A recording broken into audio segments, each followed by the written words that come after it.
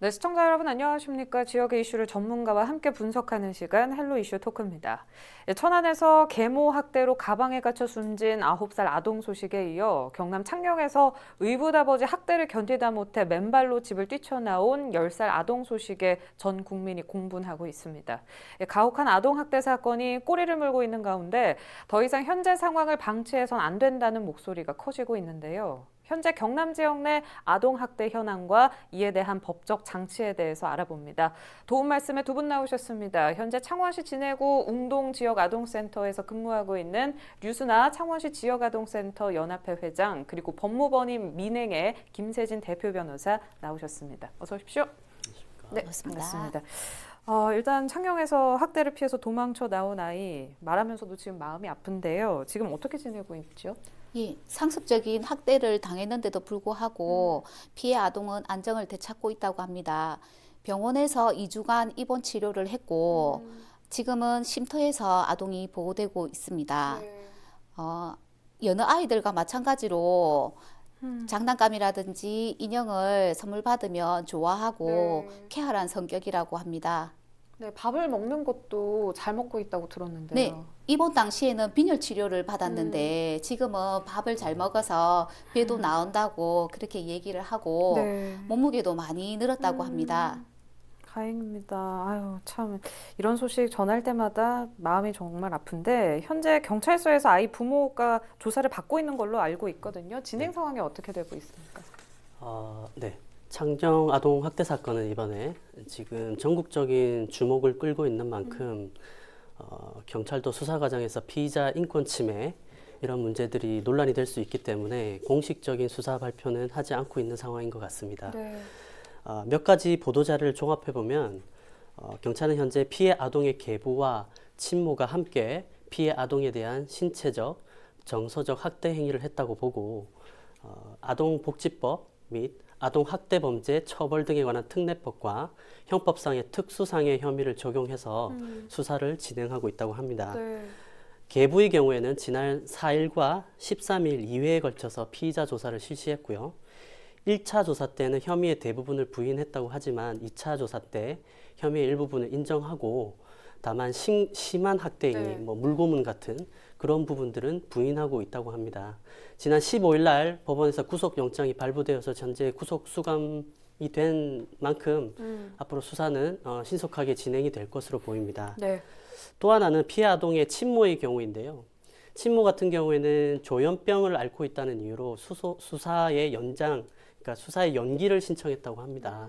그래서 경찰은 이 친모에 대한 정신감정을 지금 실시하고 있는 상태고 아마 정신감정 결과가 나오는 대로 구속영장 청구라든지 이런 수사가 좀 진행될 것으로 보입니다.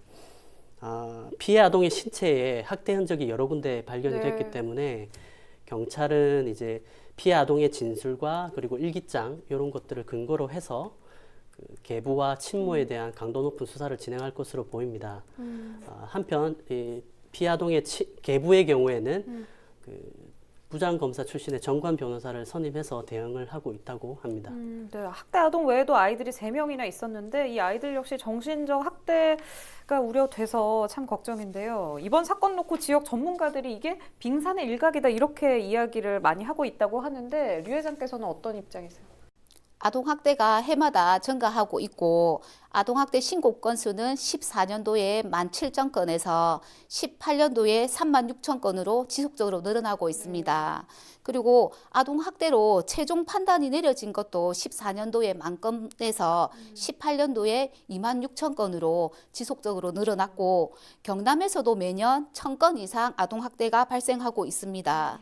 최근 5년간 아동학대로 사망한 아동이 132명에서 18년도에는 28명의 아동이 사망을 하였다고 합니다. 14년도에 비하면은 2배 이상 늘어난 수치이고 아동학대 행위자로 77%가 부모님이고 그리고 다시 그 아이들은 가정으로 82%가 되돌아갔고 그 중에서 10명 중 1명이 다시 재학대에 노출이 되었다고 합니다.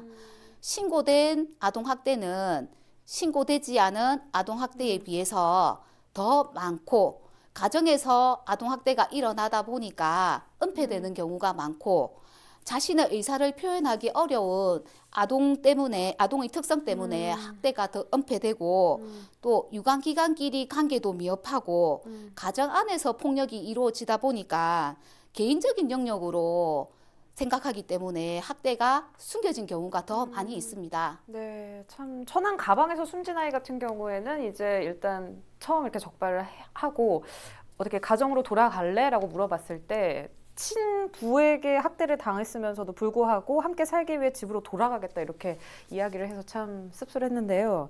아동학대 사건이 왜 자꾸 반복될까? 법에 허점이 있어서 아닐까? 이런 생각은 비단 저뿐만 하는 게 아닐 것 같습니다. 기존 현행법이 어떤지 또 제동상 학대를 막지 못하는 허점이 어디 있다고 보세요?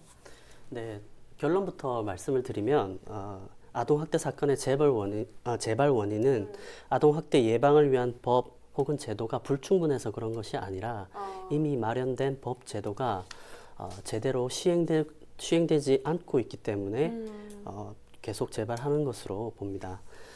구체적으로 아동학대와 관련된 현행법과 제도에 대해서 좀 설명을 드리면 우선 법 혹은 제도는 크게 두 가지로 나누어서 생각해 볼 수 있습니다. 사전 예방적 성격의 법 혹은 제도, 그리고 두 번째로는 사후 제재적인 성격의 법 혹은 제도로 나누어 볼 수 있습니다. 첫 번째로 사후 제재적 성격, 즉 아동학대 사건이 발생했을 때 처벌 규정이 이에 해당되는데요. 우리나라 아동복지법에는 아동, 즉 18세 미만자에 대해서 신체적, 정서적 학대 행위를 한 경우 5년 이하의 징역 또는 5천만 원 이하의 벌금에 처하도록 하고 있습니다.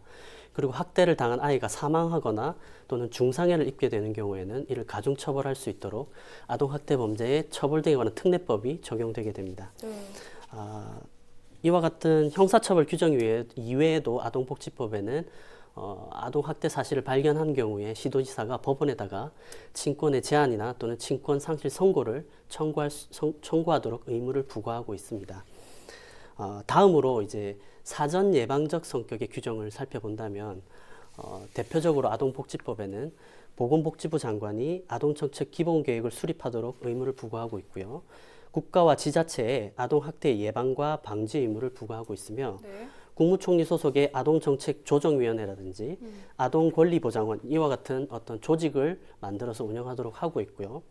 나아가서 보건복지부 장관이 국가 아동학대 정보 시스템이라는 이런 시스템을 구축해서 운영하도록 하고 있습니다. 아동복지법의 내용은 이와 같은데요. 2013년경에 발생한 두 가지 사건이 있습니다. 첫 번째로 울주에서 발생한 계모에 의한 아동학대 사망 사건, 그리고 두 번째로 칠곡에서 발생한 의붓딸 살해 사건. 요 두 가지 사건으로 해서 이제 아동학대 범죄 처벌 등에 관한 특례법이 만들어지게 됩니다. 이 법은 전체적으로 아동학대 사건에 대한 국가의 개입을 강화하도록 한 법률입니다. 특히 그 아동학대 사건이 발생했을 때 이제 현장 조사를 나가게 되는데요. 현장 조사를 나갈 때 아동보호 전문기관 상담원과 경찰이 이렇게 동행하도록 하는 의무를 규정했고요. 그 다음에 응급조치를 통해서 피해 아동이 위기 상황에서 신속히 보호받을 수 있도록 하는 제도, 그리고 아동학대 행위자에 대한 임시조치제도, 그리고 피해 아동 보호명령제도 이런 것들이 특례법에 규정이 되었습니다. 여기에 더해서 2013년 울주에서 발생한 그 아동학대 사망 사건으로 정부에서는 아동정책조정위원회를 개최해서 그 아동학대 예방과 조기 발견을 위한 범정부 대책을 발표하게 됩니다. 아니 이렇게 내용들이 다 있는데도 네네. 왜 잘 시행이 안 되고 있는지 그렇습니다. 이렇게 수많은 제도들이 있음에도 불구하고 계속해서 아동학대 사건이 발생하는 이유는 처음에 말씀드렸지만 제대로 시행이 되고 있지 않기 때문입니다.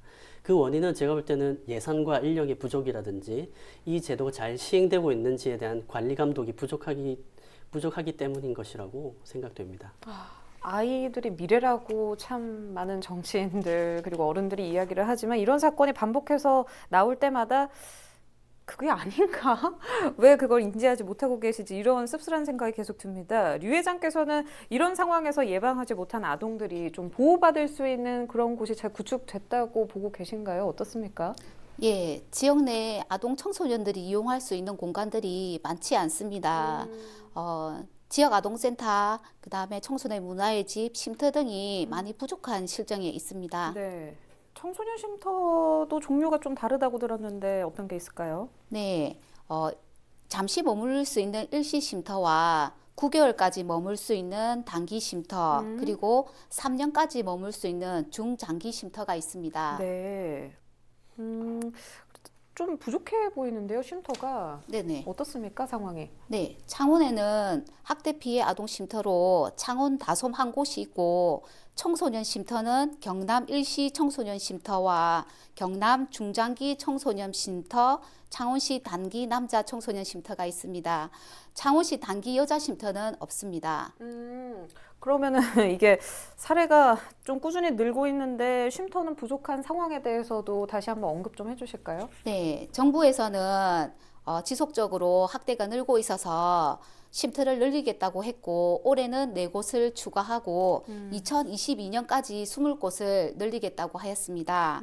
청소년들을 돌보기 위해서는 공간이 마련되어야 하는데 부족한 실정에 있습니다.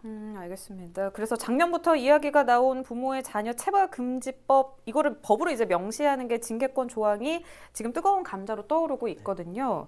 여전히 찬반 논란이 지금 좀 팽팽하거든요. 어떻습니까? 네, 그렇습니다. 우리나라 현행 법령 중에 아동에 대한 체벌을 허용하는 것으로 해석될 수 있는 법 조항은 2가지가 있습니다. 첫 번째로 민법 제915조고요. 두 번째로 초중등교육법 제18조를 들 수 있습니다.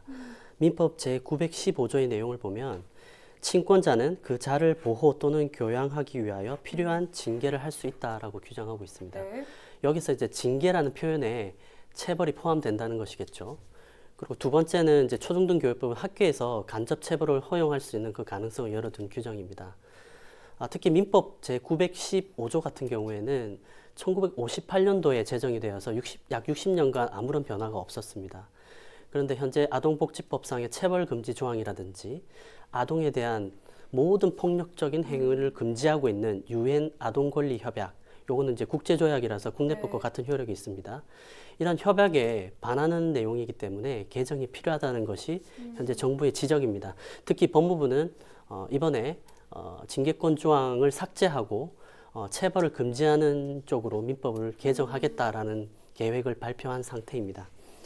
반면에 이제 국가가 가정사에 지나치게 개입하는 것은 바람직하지 못하고 또 아이들한테는 적절한 수준의 훈육, 체벌이 필요하다고 보는 견해도 만만치가 않습니다. 또 다른 견해로는 단순히 민법만 개정해서는 안 되고 아동에 대한 체벌을 금지하는 특례법을 별도로 만들어야 된다. 네. 이런 견해도 나오고 있습니다. 개인적으로 아동학대 사건의 대부분이 부모에 의해서 발생하고 또 훈육이라는 명분을 가지고 이루어지고 있습니다. 이런 점에서 체벌이 금지될 필요성은 충분히 있다고 보고요.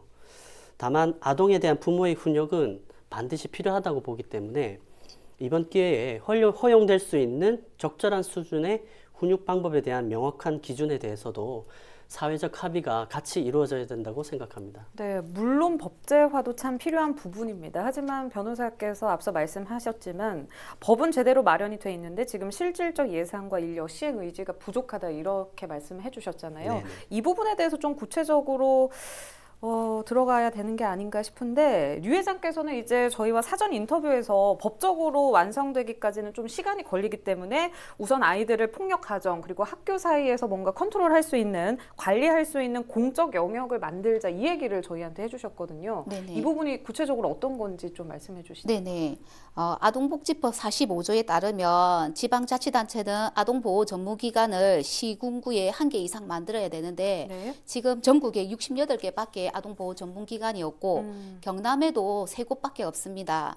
그래서 아동보호 전문기관이 확충되기 전까지는 지금 우리 지역사회 지역아동센터라든지 청소년 문화의 집이라든지 기존에 있는 기관들끼리 서로 연대하고 네트워킹해서 잘 합의가 조금 이루어진다면 학대 예방에 도움이 될 거고 또 학대가 있는 아동이나 의심이 있는 아동들은 지역 아동센터를 의무적으로 이용하게끔 법적으로 네. 그 조치를 취하면 저희 지역 아동센터는 방학 때도 운영을 하고 있어요. 그래서 복지사 선생님들이 아이들이 어떻는지 그리고 부모 상담과 아동 상담을 통해 가지고 학대를 미리 예방도 할 수 있고 그리고 문제가 있으면은 저희가 모니터링까지 하고 있기 때문에 기존에 있는 지역 아동센터를 조금 더 활성화시킬 수 있는 방법을 조금 더 논의했으면 좋겠습니다. 네, 이런 아동센터 쉼터가 충분히 있다는 사실이 또 아이들에게 고지가 좀 충분하게 돼야 될 것 같거든요. 네네.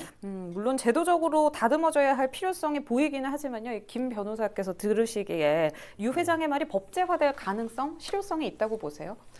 네, 우선 유순아 회장님의 제안은 아동학대의 예방과 조기 발견을 위해서 아동학대가 주로 일어나는 장소인 가정이나 학교를 벗어나 있는 시간 동안에 공공성을 띠고 있는 단체들이 아이들을 밀착해서 모니터링하고 교육을 하자는 방안인 것 같습니다. 네. 우선 아동학대 행위자가 있는 곳에서는 아이들이 제대로 된 의사표현을 할 수 없는 경우가 많기 때문에 학대 행위자가 없는 곳에서 아이들에 대한 모니터링을 할 수 있다는 측면에서 매우 실효성이 높은 제안인 것 같습니다. 인력도 필요할 거고요. 그렇게 되면. 네. 또한 공공성을 띠는 기존 단체를 활용함으로써 사회적 비용의 부담을 최소화할 수 있을 뿐만 아니라 민간 단체 운영으로 인해서 발생할 수 있는 여러 가지 폐단을 막을 수 있다는 점에서 긍정적이라고 봅니다. 네. 다만 이제 문제는 이를 법제하기 위해서는 그와 같은 제도를 의무화해서 실시를 할 때 의무 적용 대상 아동을 어떻게 선별할지 그리고 그 비용 부담은 어떻게 할 것인지에 대해서 추가적인 고민이 필요해 보입니다. 아동 학대의 피해 경험이 있는 아동은 대상에 당연히 포함되어야겠지만 단순히 저소득층이라고 해서 또 의무 적용 대상 아동으로 분류하는 것은 또 적절하지 않은 것 같습니다. 아동 학대는 피해가 심각해지기 전까지 외부로 잘 드러나지 않는다는 특성을 고려할 때 좀 더 촘촘한 제도 설계가 선행되어야 된다고 봅니다. 네, 알겠습니다. 변호사님 이야기를 들어보니까 이렇게 류 회장님처럼 실무적으로, 그러니까 일선 환경에서 더 밀접하게 아이들을 알고 있는 분들이 그렇죠. 좀 법을 만드는데 많이 투입이 됐으면 좋겠다 이런 생각이 들거든요. 네, 맞습니다. 사실 네. 뭐 입법화하는 과정에서 여러 전문가들의 의견을 듣고 반영하는 절차가 있으니까 네. 우리 또 유 회장님 같은 전문가들의 의견을 적극적으로 반영하는 것이 필요하다고 봅니다. 네, 알겠습니다. 이렇게 폭력적인 환경에서 구조를 원하는 아이들이 집 밖에 나와서도 사실 쉴 수 있는 공간이 넉넉지 않다 저희가 이런 이야기를 지금 나누고 있지 않습니까? 네네. 개선이 돼야 된다 이런 비판의 목소리도 참 많지만 막상 쉼터를 우리 지역에 짓겠다고 하면은 또 지역민들께서는 반대를 하는 이런 아이러니한 상황도 발생이 된단 말이죠. 네네. 이런 상황을 어떻게 극복하고 또 예방할 수 있을지 류 회장께서 보시는 방안이 있으시면 말씀해 주시죠. 네, 쉼터는 가출 청소년들이 머무는 곳이라고 오해를 하셔가지고 집단 이기주의가 발생을 하고 있습니다. 그래서 쉼터는 사회에서 아동학대나 위기 아동들이 쉴 수 있고 안전하게 보호될 수 있고 가정과 사회에 복귀할 수 있는 그 가정이라 생각하면 지역 주민들이 조금 다르게 바라볼 수도 있기 때문에 지역 주민들과 함께 주민 설명회를 하든지 맞습니다. 네, 그리고 이제 지역 주민들을 그 쉼터에 초대를 해서 함께 할 수 있고 그리고 쉼터에 오는 아이들이 직업 교육을 해서 올바르게 성장하는 모습을 보인다면 지역 주민들도 변할 거라고 생각하고 네. 제가 잠시 경남교육청에서 운영하는 윗카페 다운을 다녀왔는데 거기도 만들어질 때 주민들이 엄청나게 반대를 했다고 하는데 지금은 주민들이 좋은 일을 한다고 돕겠다고 지금 나서고 있다고 합니다. 네. 그래서 쉼터의 기능이 긍정적으로만 보여진다면 반대하던 집단 이기주의적인 주민들도 인적, 물적 자원이 될 수도 있을 겁니다. 네. 가출 청소년들이 그러니까 비행 청소년이 아니다. 이 인식만 시청자분들께서 좀 많이 인지하고 계셨으면 하는 바람입니다. 김 변호사께서도 법조인이기 이전에 아이의 한 부모로서 좀 마음이 씁쓸하실 것 같은데 다음 기회에 같은 주제로 또 이야기 나눌 수 있으면 그때 또 모시도록 하겠습니다. 오늘 여기까지 듣도록 하겠습니다. 네, 오늘은 유순아 창원시 지역아동센터 연합회 회장 김세진 변호사 모시고 지난 창녕 아동학대 사건을 기초로 지역 아동학대 실태와 허점, 예방 대책에 대해 이야기 나눠봤습니다. 현재 창녕구는 계부와 친모가 매달 수령하던 90만 원의 각종 아동수당 지급을 일시 중지했습니다. 이런 물리적, 심리적 압박 등 일련의 움직임들이 드러나진 않았지만 여전히 아동을 학대하고 있는 돈의 보호자들에게 보내는 경고임을 꼭 자각하기 바랍니다. 헬로 이슈 토크 여기서 마무리합니다. 유튜브 채널 헬로 경남 통해서 다시 보실 수 있습니다. 시청해주신 여러분 고맙습니다.